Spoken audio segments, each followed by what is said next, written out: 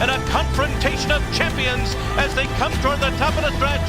And they're into the stretch, and here we go. Songbird set down. Beholder is alongside. The 7-year wait is over. American Pharoah is finally the one. American Pharoah has won. He's just perfect, and now he's just immortal. Here's the winner, desperately close. 10-0 wins it for America.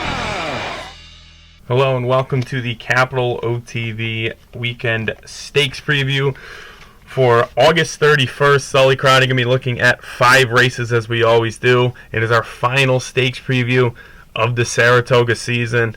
Very hard to believe. So we'll look at 4 races at Saratoga and also a race at Kentucky Downs. Reminder to everybody that we will be taking nighttime thoroughbred as we have been the entire meet. So make sure you take advantage of nighttime thoroughbred this weekend and every day that Del Mar runs for the remainder of the Saratoga season. So once again, I'll be looking at a race at Kentucky Downs. Kentucky Downs Fall Festival kicking off this Saturday with a very, very nice card. The 8th race at Kentucky Downs is the Tourist to Mile, the unique mile turf course at Kentucky Downs, and an absolutely loaded field of 12 horses, 2 on the AE list. So the Taurus Mile is a mile on the turf course, $750,000 on the line for 3-year-olds and up. And then we'll look at the 4 graded stakes at Saratoga Saturday afternoon. Race number 3 on Saturday is the Grade 2 Perez. 6 furlongs on the main track for 3-year-old fillies. Moving on to the 6th race. The 6th race Saturday afternoon at Saranac is the the 6th race at Saratoga Saturday afternoon is the Grade 3 Saranac. Mile and a 16th on the inner turf course. This is for 3-year-olds. And then we'll look at races 10 and 11 as well. 10 and 11. Race number 10 is the Glens Falls, a mile and 3/8 on the inner turf course.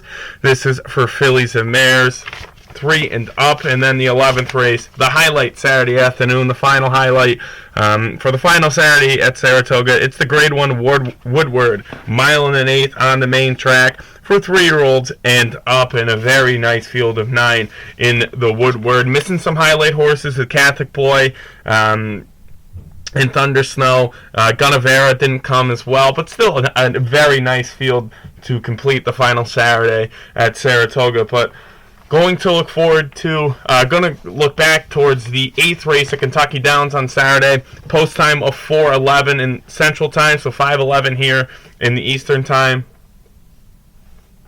Very nice race of again, 12 horses with 2 on the AE. For me, I went 4, 5, 9, and 10, but I do want to talk about the favorite Next Shares. If Next Shares beats any of my horses in here, I'll be very surprised. Next Shares has not been the same since that Breeders' Cup, mile going into those races. The horse looked very, very good. And the Pegasus World Cup, not going to hold anything against Next Shares. That was a very competitive field, obviously, with Bricks and Mortar, Magic Wand, Delta Prince, Catapult, horses like that. But then the next time out, I really thought the horse had the perfect trip there and couldn't go by Catapult in Ohio. That was at Santa Anita. And then in the Turf Classic, the horse did no running at all. So I need to see a little bit more from Next Shares before I take a 7-2 price in a wide open field like this. I went with Hembry. I had Hembry on top in the Forbidden Apple and the 4-Star Dave. I didn't think the horse ran bad in the 4-Star Dave at all. The horse was 17 lengths off the lead, going a mile distance, and that was a really nice field. Got Stormy ended up winning that day. Got Stormy 2 stakes wins at Saratoga for the meet. And Hembry still ran a 99 buyer, repeat of that Forbidden Apple, and Got Stormy is going up to the Woodbine Mile to take on the boys. So I think Hembry at 4-1 is fantastic value. Tyler Gaffalione going to leave Saratoga to ride at Kentucky Downs for Michael Maker. I do like Hembry at 4-1. I do think a repeat of the Forbidden Apple and the 4-Star Dave at Saratoga is good enough for Hembry in here. And again, is the second choice at 4-1 in the 8th race at Kentucky Downs. Second spot, I did go with the number 5. The number 5 is Parlor. Parlor going out for Eddie Keneally. This is a horse, and horse for course kind of angle here. Parlor has ran extremely well at Kentucky Downs. And Kentucky Downs is a very tough place to win on the front end. And Parlor's a horse that's going to be sitting in a stalking role, getting a jump on next shares and Hembry, horses like that. And Parlor's coming in from Delaware Park, going 7.5 furlongs, and won that race with a nice closing effort. I think going this mile distance, unique mile distance, that we've seen this horse run well over the Kentucky Downs surface, run well at route distances. 12-1 is very, very fair for this horse, and this horse has been working out like a speed horse. August 16th at Churchill Downs had a nice bullet work of first out of 78 that day for Parlor. So I'll take the 12-1 underneath Hembry. And then the 9 and the 10 for me. Mr. Cub is a horse that I have liked time and time again. He's a horse that can win on the front end. He's a horse that should be sitting in a stalking role here today, with first Primero most likely going to the lead. So Ian Wilkes, I've always been a fan of Ian Wilkes, especially in Kentucky. He runs much better, or his horses run better in Kentucky. That's where he's stabled. And at Kentucky Downs, Mr. Cub did pick up a win earlier in the career and has raced really nice horses. A horse that lost to Bricks and Mortars by half a length on the lead the entire way at Gulfstream, lost by a neck to Hembry, a horse who I have on top. So 8-1 I think is more than fair. You're getting Ian Wilkes and Brian Hernandez Jr. teaming up. And then the 10, Great Wide Open, I'm going to use just for a speed factor. Again, it's very, very tough to win on the front end at Kentucky Downs. The weird kind of turf course there, and then you think the race is over, and there's another couple furlongs, and then they go up the hill and at the top of the stretch. For some reason, if nobody closes that day, Great Wide Open's going to be on the front end with James Graham, and I want to protect myself on the front end. So in the Taurus Mile at Kentucky Downs, I went 4, 5, 9, and 10. We're going to look towards the 4 races at Saratoga. The third race, the first graded stakes on the Saturday card, is the Perez Grade 2 event for 3-year-old fillies going 6 furlongs. And there's one horse in here for Brad Cox that is going to be very tough to beat, and that is Break Even. Break Even won the Jersey Girl, and then won last time out at Saratoga on the turf.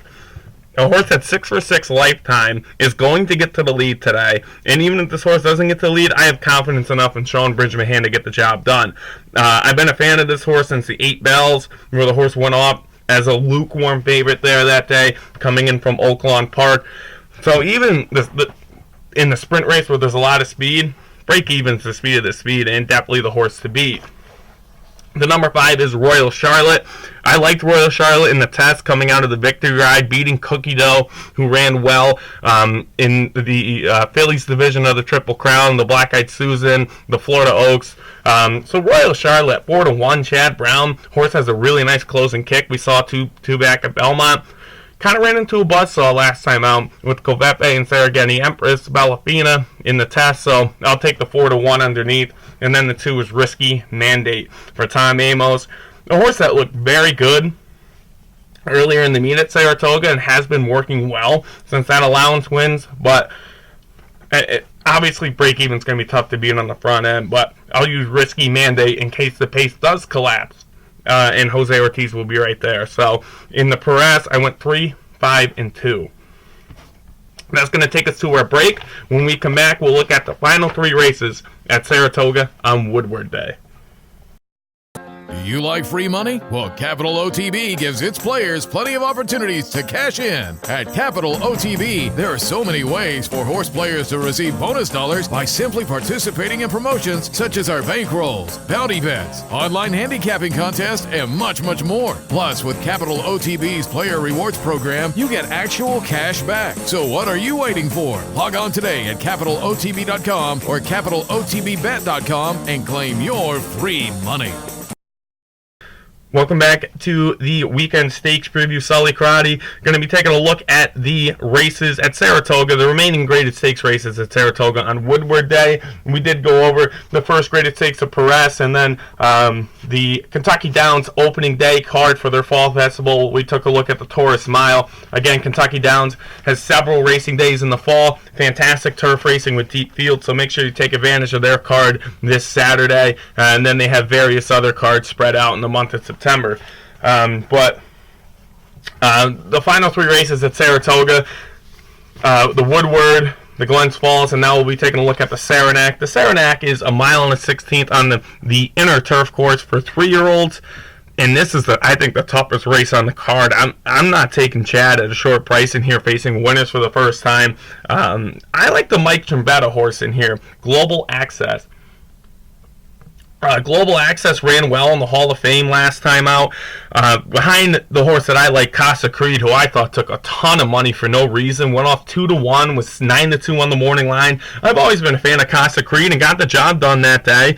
Global Access, if you watch that replay, did everything right. I think just ran out of racetrack. So I think the 1 mile and a 16, stretching back out where this horse has had success at that distance, up at Woodbine on the synthetic, 9-2 is more than fair for the Trombetta runner. 2 starts back at Woodbine on Queen's Plate Day. Lost to the Black Album. The Black Album had a perfect trip that day. This horse lost by 3/4 of a length, again, going that mile distance. So I think even going back to the 1 mile and a 16, again, where the horse has had success on synthetic up at Woodbine, I'll take the 9-2 price, and he'll try to beat the Chad Brown runner. The Chad Brown runner is 2-1, and deservingly so. I mean, the horse looked great going a mile distance, won by a nose as the second choice that day, and 2.5-1. You gotta like the connections. Obviously, it's Clarebitch, it's Chad, it's Irad Ortiz, another horse that really will appreciate a stretch out from 1 mile to 1 mile and 16th. I think Global Access gets a jump on this horse. Global Access always sits right off the pace, a couple lengths off the lead. The Chad runner in here is going to be 8, 9, 10 lengths off the lead. I think it will be a little far back. Global Access, hopefully the wire will get there in time. But nonetheless, a horse that you have to use in in the mid pick 4 in here, which starts race number 6. And then the 6, Seismic Wave in the 3rd spot for Bill Mott. I think the 5-2 odds will float up a bit. A horse that looked great in the Belmont Derby, losing to Henley's Joy. Talk about a lukewarm favorite. This horse was 5-1 favorite that day. Lost to Social Paranoia and Henley's Joy. The Pennine Ridge lost by a neck to Dream Charlie, who I liked that day. So I'm going to use Seismic Wave, a horse that I have used on my tickets, trying to get some upset prices in there. Now at 5-2. The connections of Judd Mott and Joel. Obviously, this horse needs a little bit better of a trip than that Saratoga Derby, where a thread of blue went wire to wire. But again, I think 5-2 has the potential to go up for this one. But for me, I went 4, 2, and 6 in the Saranac. The 10th race on Saturday afternoon at Saratoga is the Grade 2 Glens Falls, a 3-turn turf race on the inner turf course, 1 mile and 3/8. This is for fillies and mares 3 and up. And Fool's Gold, I think it's going to be tough to beat in here.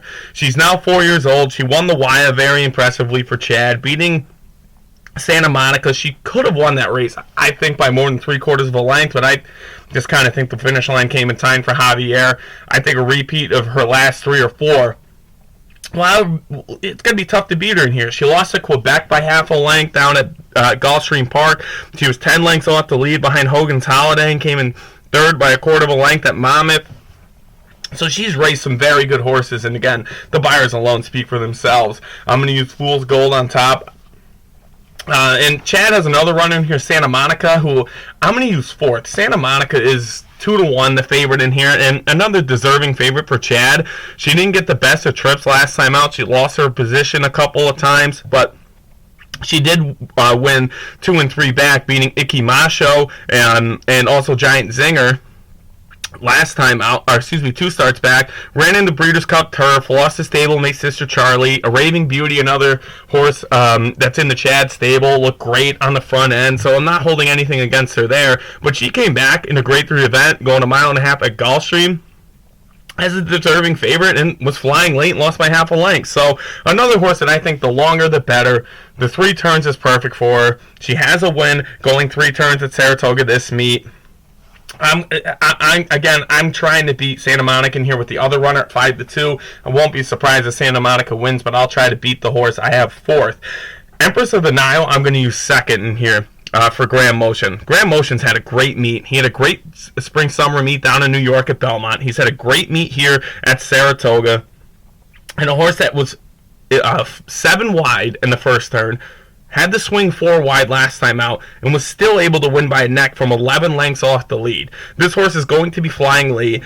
8-1 is I think, a little bit of an overlay, and has beat some very nice horses, including 4-Star Crook and Sister Charlie in the New York last year. So 8-1. I think you get 5-2, 8-1. Fool's Gold at 5-2. Empress of the Nile 8-1. You can get $25 back on the exact. I think that is more than fair, especially beating Santa Monica in here. Number 8 at 12-1 is who I like. Knight of England for Chad Brown, another Chad runner in here. Came in from Germany, ran in an optional claimer after running 5th by a length at Aqueduct, going a mile and 3/8. This horse got squeezed so bad last time out and came in 5th by half a length. So another horse that I think will appreciate the marathon distances. 12-1 is not going to hold on this one, especially from the last couple you've seen from her. So in the Glens Falls, for me, a very nice race, trying to beat Santa Monica in here. You can make a case for Mississippi in here. Mississippi is going out for Graham Motion. First start here in North America. Graham does a great job with the first-time starters in North America. Face some very nice horses in group races over in England.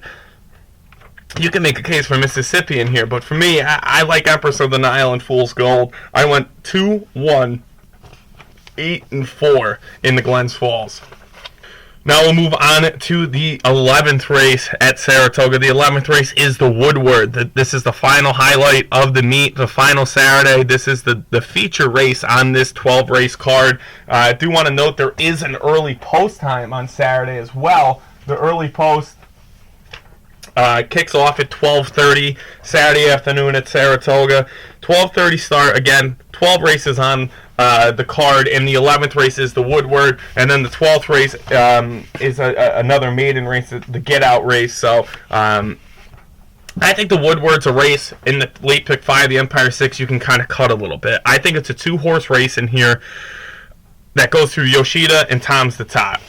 Alice Stahl has been high on Tom's the Top, who I'm going to use on top, the number 9. Ran in the Alley Dar, could have ran in a much bigger race that weekend, but decided to run in the Alley Dar and won by a length. And Tom's the Top's a horse that could have won by more than a length if you watch that replay. A horse that just had to run by some people, was kind of geared down, and was able to win that race by a length. Horse for course angle in here, Tom's the Top loves Saratoga. 3 for 3 at Saratoga. 3 wins at the distance. 2 back at Churchill Downs and the Stephen Foster. Watch that replay of Tom's the Top. Seeking the Soul. Not taking anything away, Seeking the Soul that day. Seeking the Soul, I don't know what happened in Pacific Classic there. That was a very, very weird race where the speed held on. But Seeking the Soul ran a huge race in the Stephen Foster at Churchill Downs, that night card. And Tom's the Top ran a 102 buyer that day in a 12-horse field against Quip and Seeking the Soul, who ended up winning. 2 back, the horse lost to McKinsey by 4 lengths and did everything right that race. McKinsey's just a different type of horse for Bob Baffert, and we know how good McKinsey is because we saw it here at the Whitney, and the horse looked unbelievable that day. The Pegasus World Cup, it's Tom's the Top. Had a very tough trip and would have been tough to beat anybody that day in the Pegasus World Cup, losing the City of Light and Seeking the Soul. Accelerate was the favorite in there. But going into that Pegasus World Cup, Tom's the Top, nobody really wanted the lead that day. Got to the lead and was able to win by 3/4 of a length. Tom's the Top's a horse that has a lot of speed in here. Now, there is other speed in the Woodward this year. Mr. Buff has a ton of speed and is going to be sent to the lead. The New York bred trying Open Company again, where the horse did win Open Company in the Jazzle, but since then has ran in some state bred races. So Mr. Buff is going to go with Jose Lascano. And then Preservationist for Jimmy Jerkins is going to go, and this horse does better running on the front end. The Whitney really didn't go as planned, but a horse, Preservationist, did beat Catholic Boy last time out. So I think Tom's the Top from the outside post is going to have to break well, with the first turn being right there where the finish line is, or the starting gate and the finish line are the same at the 1 1/8. But Tom's the Top has got to get to the lead. It's got to break out. That's why I think the 4-1 price is there. If Tom's the Top was breaking from post 1, 2, or 3, I think the horse would be 3-1. 5-2 on the morning line because of how good this horse has looked going into the Alley Dar. So I think Irad's going to break well. Will move over. Doesn't necessarily need the lead. Mr. Buff can take the lead, and Preservationist is going to break well. Again, I like the 4-1 price. Yoshida's a horse that To be honest, I was not aboard in the Whitney. Even though how good this horse looked in the Woodward last year, the defending champion of the Woodward. But since then, before the Whitney, the horse really has not ran well. They went over to Dubai, took a shot in the Dubai World Cup, lost at Thunder Snow, took a shot in the Pegasus World Cup Turf, went off as the favorite that day, lost at Bricks and Mortar, ran 6th. The Breeders' Cup Classic, Yoshida ran extremely well. Ran 4th by a length behind Accelerate and Gunnevera, who again is not in this field. So Yoshida's going to be closing late in here, and we saw the closing kick almost catching McKinsey, who could have won that race by more than a length and a quarter. Again, Yoshida's a deserving favorite in here. I need to see a little bit more from Yoshida than we have seen before the Whitney, but nonetheless, the horse loves Saratoga and is the defending champion, is a deserving favorite in here. I'm going to use second. Bal Harbor with Javier Castellano and Todd Pletcher is the other closer in here. Bal Harbor ran in the Monmouth Cup going a mile and an eighth, lost the War Story that day by a head. Colefront was also in that field, another very good runner for Todd. The horse ran a career best 101 Beyer, so this horse is in very, very good form for Todd Pletcher. Ran in a grade 3 event. Lost to Magana Hala, who did win the next time out after the Monmouth race. That was 2 back at Monmouth, and then they went the mile in the Salvatore Mile at Monmouth, and the race just wasn't long enough. So the mile and an eighth is good enough for this horse. Bal Harbor at 15-1, I'm going to take in the 3rd spot. And then Preservationist is who I did like in the Whitney, because what we did see in the Suburban last time out, 2 starts back, career best 108 Beyer for Jimmy Jerkins. The horse was working well going into the Whitney, and then went to the lead. They went a little quick in the Whitney. 47-2 is quick in a mile and an eighth. But the Suburban effort, if this horse does anything like that, just kicking away from the competition like Catholic Boy and Pavel, Preservationist at 7-2, 3.5-1 is more than fair on this one. But in the Woodward for me, I went Tom Satat, Yoshida, Bal Harbor, and Preservationist. 9, 7, 2, and 5. That's going to wrap things up for our final stakes preview for the Saratoga meet. Good luck on Saturday. Again, an early post time of 12:30 on Saturday for the Woodward card. There is 4 graded stakes races. The maiden races don't get any easier, so it is a fantastic card to close out the Saratoga meet. It's a fantastic card to close out the final Saturday of the Saratoga meet, I should say. And take advantage of the racing at Kentucky Downs. It's their opening day for their fall festival. Again, their cards are always loaded. Big purses, big fields. Always prices come through at Kentucky Downs, so make sure you take advantage of Kentucky Downs in their card on Saturday. We did take a look at one of their features on Saturday, the Taurus Mile, and that's a fantastic betting race there. So, and again, as always, until Del Mar and Saratoga close, we will be taking nighttime thoroughbred to take that Del Mar action here at Capital OTB. So good luck good luck at Saratoga. Good luck at Kentucky Downs, and good luck at Del Mar. And again, make sure you play with Capital OTB and night.